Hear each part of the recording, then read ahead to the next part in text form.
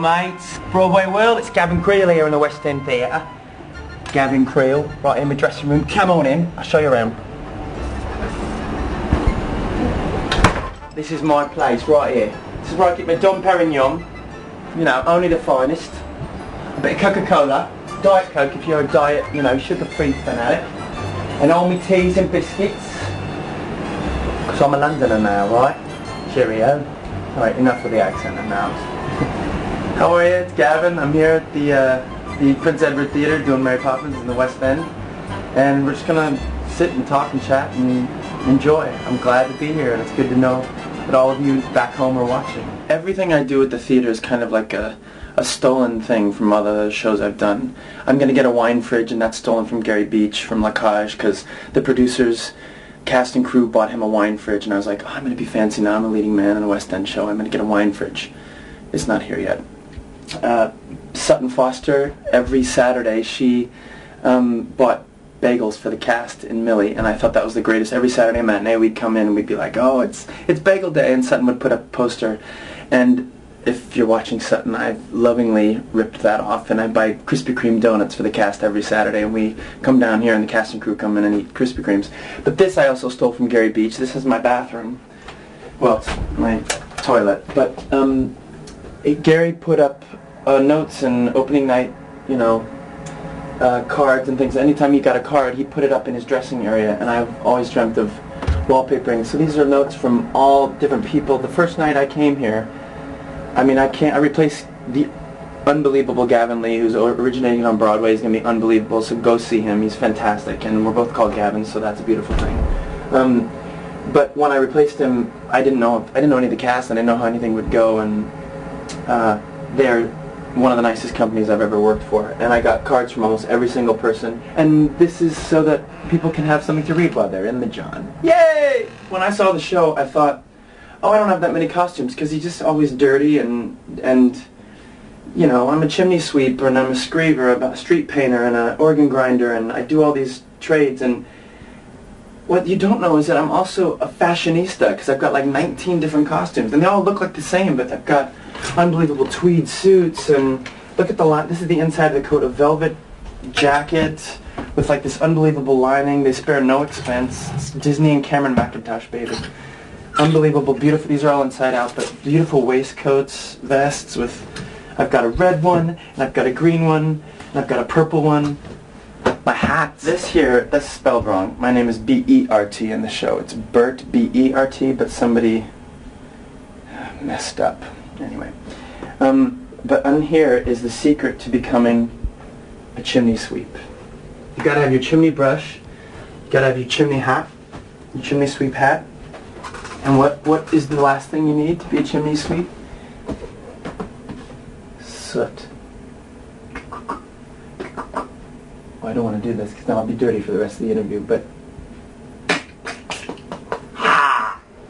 now I'm a chimney sweep. Oh, I'm a chimney sweep, mate.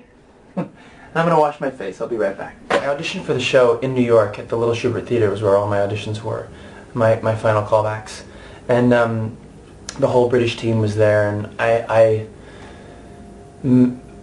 had like I've never auditioned that much for anything. I was there for 4 days, and it was like 4 hours a day that I was there. And I obviously knew it was hard because I didn't know if I was achieving what they wanted me to do, but at the same time I knew that they were keeping me there for a reason, you know. And I wasn't anticipating coming to London at all. I thought I was auditioning for the Broadway show. And when they told me, they're like, we're still going to, because early on my agent told me they're seeing if they can find an American. They want to bring over Gavin Lee to originate the role, and they want to see if they have an option, but they didn't tell me the option could possibly be to come to play it here. And when they called and told me, can you do, you know, do you want to go to the West End, I thought, what? I didn't even know I was auditioning for that, and it took me about a day and a half to decide, and I said, heck yeah. I never considered this an option or a possibility, you know, like, and it's been unbelievable. I mean, I've been here for almost 3 months now, and I live in Covent Garden, which is an unbelievable neighborhood in London, and I'm right across the street from the Opera House, and you know, a block from the Piazza, and I'm slowly exploring, and my parents were just here last week, and we went to the London Eye, and we went to Buckingham Palace, and went to have tea at the Dorchester, and I'm starting to experience the world. It's easy on Broadway to get in that thing, you know, that rut, where you sort of do the same thing, and it's an unbelievable privilege, and you start to get numb to it, what a privilege it is. And now being away from it, I realize how great of a privilege, you know, being in New York and being in the theater and working in the theater is. But I also never even knew that it was such an honor to be in part of this community also. So I love it. I love it. And the Brits are nice, and they tolerate my American spastic behavior. I've been, like, there was one of the stage managers came in and he goes, you know, we're not much like you. And I thought, what do you mean? You know, most of my friends are spastic and crazy, but I don't think of us as spastic and crazy. We're just energized and talk a lot and sing and dance and do whatever the hell we do. And he said, we don't really, it's a different energy. And when I came into the building, I could feel it shifting a bit, like people backing up sometimes or not getting certain things. Because there's a reserved nature, I think, here. And I studied here 10 years ago, and I remember thinking, in America, everybody's like, oh, you're American, come on in, you know, very welcoming, and it's read here as fake, a little fake, even if you mean it.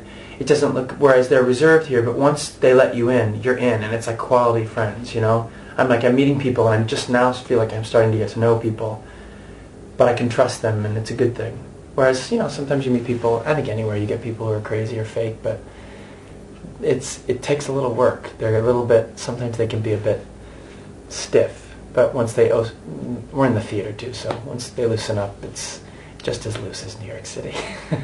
Every interview I do here in London, they all talk about how bad Dick Van Dyke's accent was, and how, like, and as a kid I never knew. I just assumed, you know, he was from another place and he didn't talk like us. Well, they call his accent Mockney instead of Cockney, and so thankfully I never watched the movie in preparation for this role. I read the first book, and I just read the script over and over and over again, and I got with a dialect coach, Deb Hecht in the city, an amazing dialect coach who's working on the Broadway production, I think, and she worked with me. I actually started by getting a CD at the Drama Bookshop on 41st like a year and a half ago, because I knew that this project was coming, and I knew I was going to have an accent. I've never done a play in New York anyway with an accent. We did stuff in college here and there, but nothing like with this at this level, and especially not in the country where you get in a cab here and they're full-on East End London cabbies who, you know, all week I'm like, you can hardly understand a word they're saying, and we had to find sort of a split. You have to find like a compromise. Even I was talking to Gavin about it, and he was even like, you know, there's certain things that, like, in the beginning I say, winds in the east, there's a mist coming in, like something is brewing and about to begin. A father, a mother, we'd say a father, a mother, a daughter, a son. And, you know, the audience also has to understand, even if they're British, I mean, you can't be like, a father, a mother, a daughter, a son, a friends of my lives all rambling undone, you know. So there's like, I have to be understood at the same time, but it's kind of fun. Like, I'm constantly, I have a little tape I listen to once in a while when I feel like I'm getting out of sync or I'm not really there anymore. It's hard. It was so hard, because I was just insecure that I was going to get here and all the Brits were going to be like, oh, Yank, you know, you can't talk like it. And I've gotten a lot of amazing compliments, and the kids, when the kids came in, they stood at me, looked at me like, you're very good, well done, Gavin, you know, and I'm like, thank you. Very mature little children. I'll tell you what I miss my friends most of all. I miss being able to you know, call up Celia and Andrew and Jen and Catherine and just say, let's just get together and go to Kimia or Ariba and have, I miss Mexican. I just realized I miss Mexican. I miss the Mama Margarita at, oh, my mouth is watering. I miss the peach Mama Margarita with salt and chips and salsa and guacamole from Ariba. I miss that probably the most. I think more than Celia. No, it's not true. I miss my friends, without a doubt, the most. I don't miss the noise. I don't miss the hustle and the bustle of it. I mean, I live on 9th Avenue, and I hate the noise. It drives me insane. And you get that a little here, but people are a bit more like I said, quiet, more reserved, and there's not a lot of chatter, and it's kind of nice, you know. You live in a big city, but I miss the prices in New York City. Oh my God, this London is the most expensive city on the planet. I'm sure it's not, but it feels like it. Because right now, our dollar it's $1.90 to a pound. So basically, you know, I go to dinner, and the prices are the same. So you go to, like, I don't know, you go to sandwich shop, pret-a-manger, and you're buying basically like a skinny little sandwich, half and half, and it's like £3. You think, oh, £3, that's $6, and you get a drink and whatever. $20 later, you've had like a light lunch. Or you go to a restaurant and you look down at the price, and what would cost $16 in the States is £16 here, and you think it's just a 16, it's fine. It's $32 for like a burger. Oy. So I miss the prices. This place is got history like nothing else. Like, the best part about London is the history. Like, not a history. It's got history, and I know nothing about it. Basically, that's what's great about London, so I'm learning. There's a pub that said established in 1771 on the corner, and you think our country was established 5 years after that, you know? And it just makes you realize what we came from. I love that part of it. I miss the community a bit because I don't know a lot of people here, but I also don't miss that at all. I love going to parties. Like, I've invited parties with people from the cast, and they're like, "Oh, it's going to be very stagey. It's a very stagey party." And I'm like, "What is stagey?" And I think that's their word for schmoozy or businessy, like, you know. And I go and I'm like, it's not stagey to me because I don't know anybody. As far as I'm concerned, they're just attractive people who drink a lot. That's something else they do here, is they're constantly drunk. I mean, there's more pee and puke on the streets than I've seen, and I've done my share of both in New York. Oh God, I can't believe I just said that. It's funny, you get like mad fans in the States where people really seem to follow the Broadway community and everything, and you get that here a bit, but you don't get, when you walk out of the stage door, there's not hordes of people, or there's not people gathered, or, you know, and the audiences they seem more reserved, and they don't always give you a standing ovation, where I feel like in the States, I always say that the biggest difference is in the States, they stand up at anything, you know? I mean, the worst musical I've ever seen, which I won't say, people stood up at the end, and I was like, oh, you gotta be kidding me. Sit down. You know, this does not deserve that. Here, they don't stand up, you know? And maybe it's because my performance is crap, I don't know. But, like, they're a much more discerning audience, I think. But when they, like I said, it's sort of like the people in the country, when they do let you in, they kind of go crazy. And at the end of the show here, there's a really warm reception, you know, to get people going. I think the Megamix, you know how the Megamix kind of got started here? Joseph and all these shows doing like these big, Mamma Mia does a big Megamix at the end, and when Billy Elliot here does this Megamix. And I always kind of found it annoying, and I realize I think it's because they want to get their crowd going. They want to say, it's okay, if you had a good time, let yourself go. And we do like a mini, just a curtain call thing, but it's not like a Megamix by any means. Mary Poppins, the Megamix. We all come out in white unitards and white shoes, platform shoes and sunglasses. And we dirty dance. Mary Poppins and I dirty dance in white unitards. Only in the West End. Anything can happen if you let it. I met George and Ants, who wrote, George Stiles and Anthony Drew, who wrote all the new music for, and did all the vocal arrangements and arrangements and everything with David Caddick and Steve Brooker. The two musical supervisors are amazing, and I met them 6 years ago doing Honk. They wrote a great adaptation of The Ugly Duckling called Honk, and I did the American premiere at the Helen Hayes and then again at the North Shore, and they're the nicest, two of the nicest guys with they're the perfect writers for all the new music for this piece.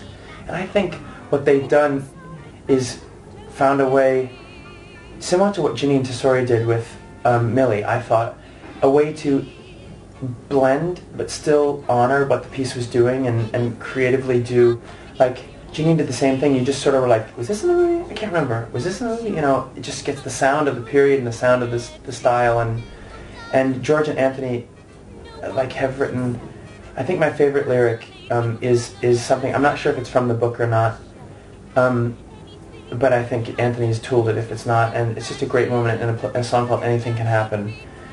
And the bridge says, if you reach for the stars, all you get are the stars, but we found a whole new spin. If you reach for the heavens, you get the stars thrown in. And it's just like I've heard it said before, but I've never heard it to music in a beautiful, simple way, you know, and it just sort of, it's a great moment in the play where Mary is at the end and she's saying to the children, don't stop dreaming, you know, and I'm such a cheeseball, but that's the kind of thing that I always loved poems or songs or anything that sort of gave me permission to not limit myself, you know, and it's why I'm doing this, it's why I'm here. And people, the cynics will say, oh God, it's so cheesy or whatever. That's because they're afraid. And anybody who like doesn't get moved by that kind of thing, it's just somebody who's just, whatever. I just figure, what do you lose? What do you lose in dreaming, you know? And I think it's an important lesson that the show talks about to the kids. And the kids are they're little brats, and they're just, you know, cynical like their father, and their mother is so lost and doesn't know how to keep the family together, and then it takes this really tough love nanny to come in and say, shape up, kids, because life is not going to hand you any freebies. You have to look at people better and treat people better and dream. And it doesn't hurt you if you dream. I have to show you something really quickly. There's a girl in the cast named Jenny Dale who's a good friend of mine, and we both share an obsession with potato chips. And she asked if they call them crisps here because they call chips French fries. And she asked, would you be willing to have a crisp basket? We've got hula hoops, which is a brand that you don't have in the States. We've got salt and vinegar squares. We've got Thai sweet chicken, chipsticks, salt and vinegar chipsticks. These are all brands that I knew nothing about, and now I'm kind of obsessed with. Intermission, they call it the interval here. It's not intermission, it's interval. I'll get guests that come in, people from the cast come in, and we have a crisp break. They always knock. They're always so polite, even though I invite them in every time. They always knock, which is a really nice thing. And they always ask, even though I say, just go ahead and help yourself.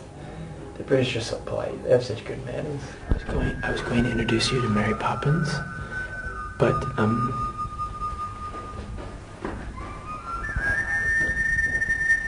can hear the music. She's having Tai Chi or, I don't know, massage or something. Ugh, leading ladies are so dramatic. I'm going to show you the stage really quick. I want to explain one thing. This, if you didn't know, is a rolly, styrofoamy kind of thing. Dancers in Millie always used to use them, and I had to use it a bit when I had an injury, but I didn't dance that much in Millie, so I was like, oh, that's so sad for them. I have to do all that. This is my life now. This is how I get through every little injury or tweak. Or every week there's something new that hurts on my body. This week it's my right ankle. I have to tape it up before every show. Now I understand why dancers' lives are so short. This is the way to the stage. I go this direction. Just in case you're confused as to where you are, it tells you you're on the stage level. And it tells you that the stage is this way. So let's go this way. This is the amazing crew wiping up. And this is the amazing Prince Edward Theatre. Hello, darling. That's Emma. I'll be playing Bert tonight. Is that alright? Did she tell you she harasses me? Every night. I count on it. It's one of those things. You gotta have a crew with a sense of humor. I will say that it's the best crew I've ever worked for, no kidding. Yeah, nice people, good people. Of course they're here, so I would say that about them. Before I go, I want to show you one of the coolest things. See right up there? It says, in a house on the site in 1764. Wolfgang Amadeus Mozart, that's in his date of birth, lived, played, and composed here. Unbelievable stuff. Those plaques are all over the city, and I mean, that's the stuff. That's the real stuff. It's unbelievable to think that, like, I know it wasn't at the Prince Edward Theatre that he was writing and composing, but he lived on a house on this site. And every night, this is where I go. So I gotta run. But everybody at home, I miss you, I love you, I'll be back soon, hopefully treading the boards in Broadway in something, but I appreciate you coming west, east, cut. I appreciate you coming east and seeing me in the West End. That's what I meant to say. I'm gonna go at my stage door. Have a great time. Oh, excuse me. Those are Londoners, I think. I'll see you later. Bye. Bye, BroadwayWorld.